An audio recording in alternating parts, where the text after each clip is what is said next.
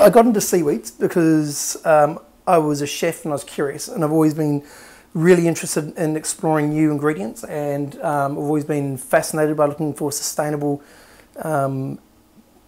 outcomes when it comes to producing really cool, delicious, high product quality foods. We set up a company called Phyco Food Co, and our role is to work really closely with primary industry in developing and also taking their seaweeds to market. At the moment, there is a small wild harvested industry. There are some species coming from Tasmania, they're introduced species, which are your Kombus and your Wakame, and they're fantastic products. But they're always going to be controlled by, and because they're wild, you're always going to be controlled by the seasonal variations. Like this season's product has been incredibly high quality, but has been a really small yield.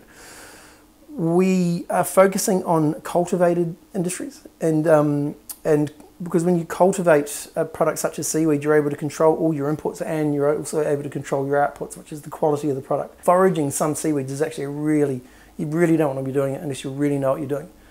It's really easy to just sort of go out and just grab seaweeds because they look cool, or you might have seen that a chef in Europe is using a lot of them, but they could be incredibly slow growing species in Australia. So just going out and just grabbing whatever you want we don't recommend that. You've got this guy here, which is called Ascophyllum, and this is, or knotted kelp. And this is really good in breads and batters. It has a really slight seaweedy flavour, very delicate. This is Chondrus crispus is the species. And we get this from Nova Scotia. And it's an incredibly mild seaweed, and it has this really beautiful colouring. You get sort of these beautiful greens and reds and yellows, and that's all exactly the same seaweed produced in the same place. Then I've got a couple of other types of Chondrus crispus. These are flakes that come from Portugal, and I've been using these in dressings and emulsing them into oil and vinegar, and they're really quite attractive. And when they reconstitute, their colours become quite vibrant and a bit more intense. You've got this bad boy here, which is actually my favourite one of all. It's called Gracilaria, or its more common name is Ogonori, and it has this really beautiful like sea pool aroma. Again, it's really mild, and when you reconstitute it, makes these really delicious red threads.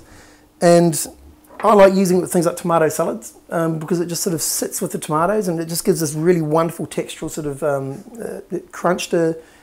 And the other really cool thing is that if you deep fry this, it blisters up and it puffs up, and you get this really beautiful crispy decoration.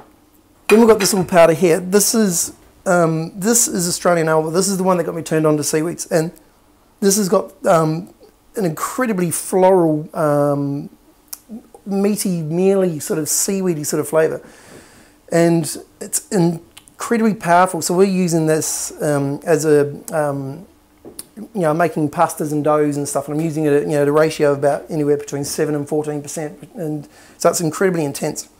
It's also really big with all its umami and glutamate flavours.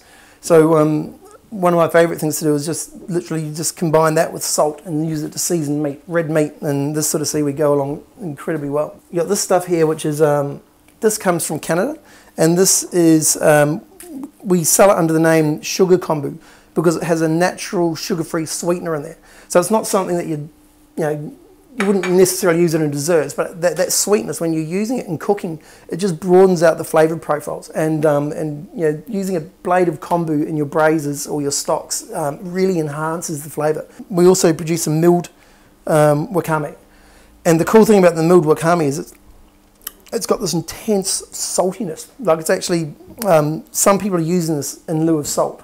There's a seaweed called Haemathalia, which gives a little bit of viscosity to your stocks and braises. So using a small amount of that when you're doing like a beef stock that you'll reduce down to a jus, I've found that you can reduce your cooking times, and also you get better yields and and a fresher, lighter, more rounded flavour. It's going to be a while until everyone is going to be eating seaweed, but it will happen. It just stacks up on lots of different reasons. It's the most sustainable, and it can supply the most amount of nutrition. At the moment, I'm just focusing on the fact that it's sexy and tasty. And chefs are really good at getting excited about new ingredients. Brought to you by Cookers. the future of cooking oils.